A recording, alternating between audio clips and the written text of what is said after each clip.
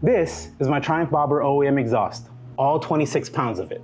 And this is my new twisted exhaust that I got from AliExpress, all glorious 6 pounds of it. Now, one of the first upgrades or modifications people do to their motorcycles is the exhaust. Not only does it change the way your bike sounds, but it gives it a little bit more character in my opinion.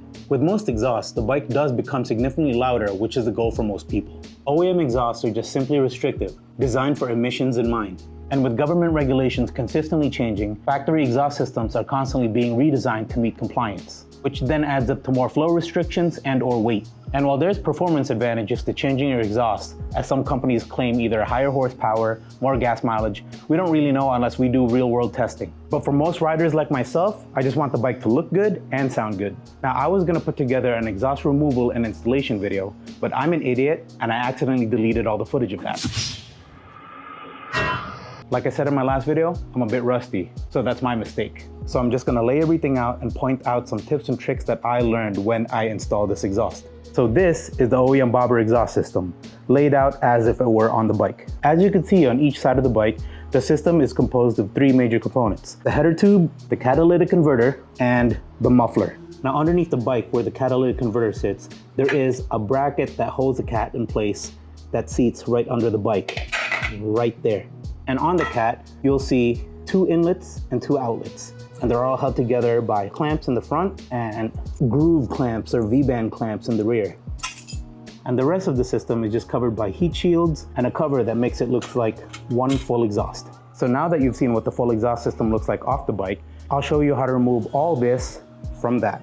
First and foremost, if you haven't done so already, I highly recommend installing these paddock spool stands, or they're also known as bobbins. This makes life so much easier when you plan to do any upgrades or do some maintenance on the motorcycle. It's meant to work with these stands and it helps keep the bike upright and stable for whenever you need to do anything. It's only a 5-minute install and highly recommend doing it for any motorcycle that could accept them on the swing arms.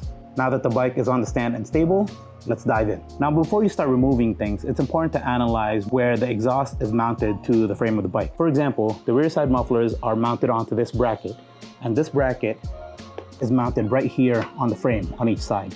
I removed them because I didn't need them, but this is where the muffler is mounted.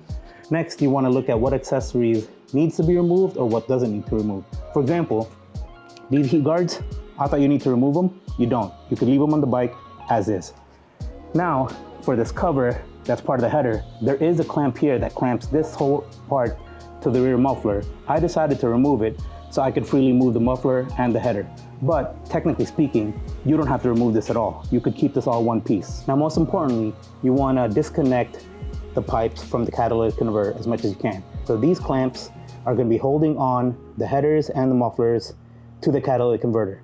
What you need to do is go underneath the bike and loosen these clamps from underneath. The loosening nuts on both clamps should be facing downwards towards you, so you could reach it from under the bike. However, they may be hard to reach because of the frame, and you might need to get creative in how to reach them. So for the right side of the bike, what you want to do is loosen up the bolt that's holding the muffler in place. Just keep it loose for now, don't fully remove it yet. On the front side of the bike, you want to remove the O2 sensor on each header. Now be careful with the O2 sensors, you don't want to damage them.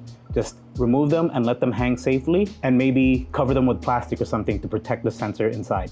Now after you remove the O2 sensor, you want to loosen up the header brackets. There's 2 bolts, one here and one on the inside. And what you want to do is just loosen them up so you could wiggle the header and it rotates around freely. Next, you want to go underneath the bike and start removing some stuff. So you want to remove the cradle brace, and there's 4 bolts that hold it in place.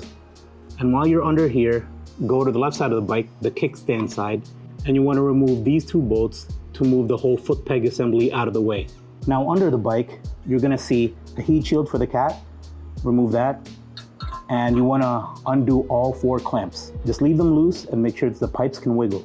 So once all that is loose and removed, you could actually start taking things out.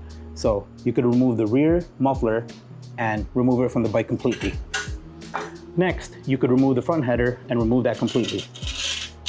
Now for the left side of the bike, it's a similar concept. The reason why we remove the foot peg assembly is because there is a nut that is very hard to reach if the foot peg is in place. So after you do the clamps on these, you could remove them as well. Now the next step is you have to go to the left side of the bike and remove part of the lower frame. So you gotta take off these 2 bolts, and then you gotta take off these 2 bolts. Now be careful with these. The 2 bolts actually go into a rear bracket. So when you fully remove, there's gonna be a rear bracket that comes out on both sides. Now the reason why we remove part of that frame is, pretend this is the front of the bike. This is the front of the catalytic converter facing the camera. There is a pin that slides into this rubber grommet over here. And the only way to remove the cat from the bracket is to lower the cat and slide it out this way. But you can't slide it out that way unless this part of the frame is removed.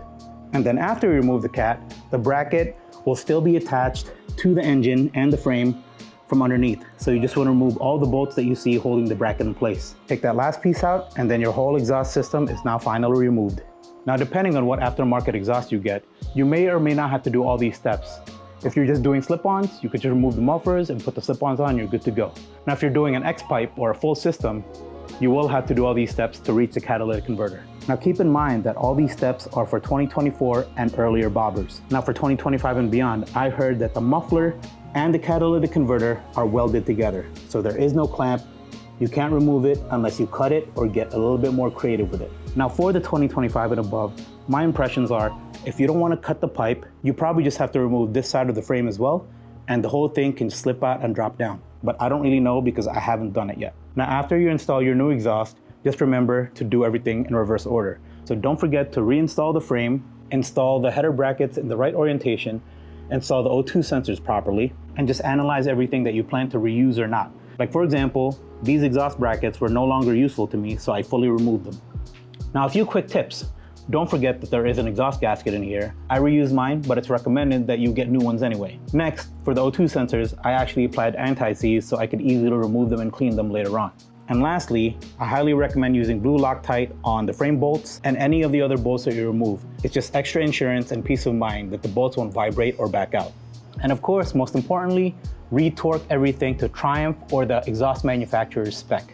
And now with the new exhaust installed, let's hear a comparison.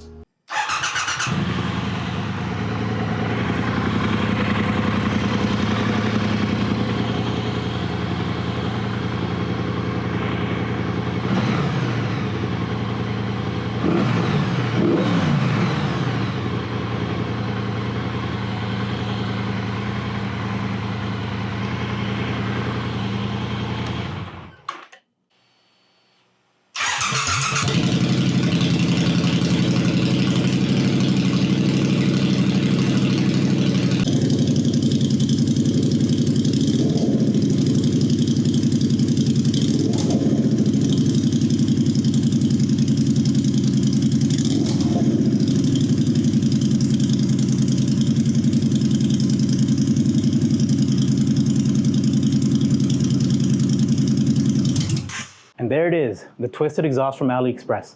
This exhaust is significantly louder than OEM. But let me know what you guys think in the comments if you like the look and sound of this exhaust or not. Now people might ask, why did I go with a replica exhaust from AliExpress? And of course, no disrespect to the original brand, they do some amazing stuff. But I could not justify the price of the original exhaust, which is about maybe half of a third of what this bike cost me. People may or may not like it, but it's all good. As always, thank you guys for watching. I hope this video was helpful for anyone who's trying to do an exhaust on their Triumph bobber. We have more upgrades and modifications to come to this bike.